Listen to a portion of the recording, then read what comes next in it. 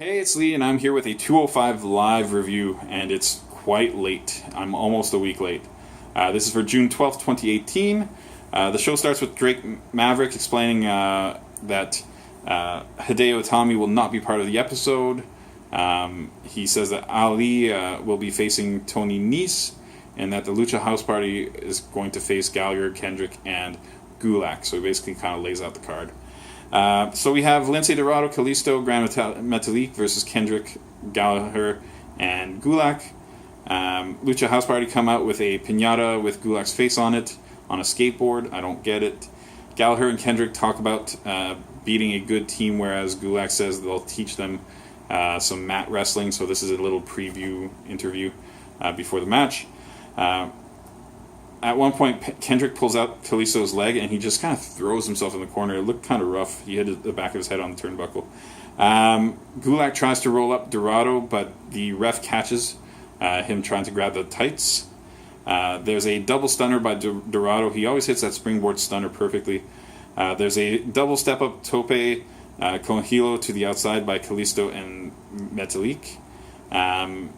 Kendrick gets the captain's hook on Dorado, but Dorado gets a tight assisted roll-up, so basically kind of cheats the same way that Gulak had cheated earlier.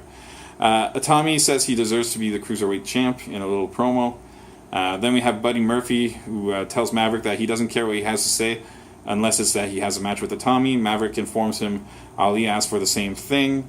Ali says that he had Murphy beat in a promo, and then he got knocked down by Itami, but he's going to get back up. Doesn't really mean all that much.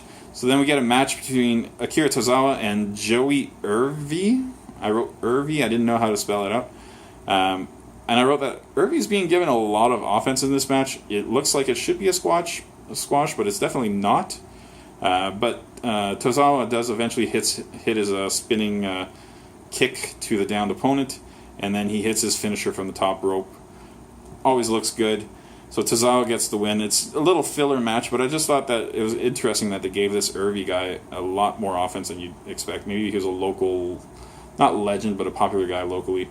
I wouldn't mind seeing him more. He was fine. He was a good wrestler.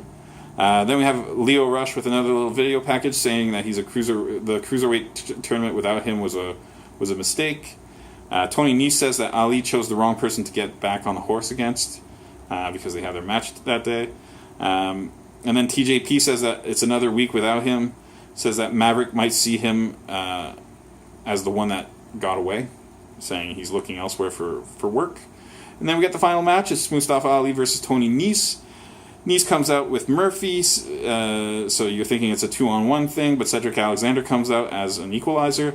Ali's back is hurt early. Nese pushes Ali off the ropes and clotheslines him. It looked cool. Nese hits a cool pump handle kind of a driver. It's hard to explain, but he gets a near fall out of it. Murphy then pulls Nese out to avoid the 054. Ali hits Nese outside, though,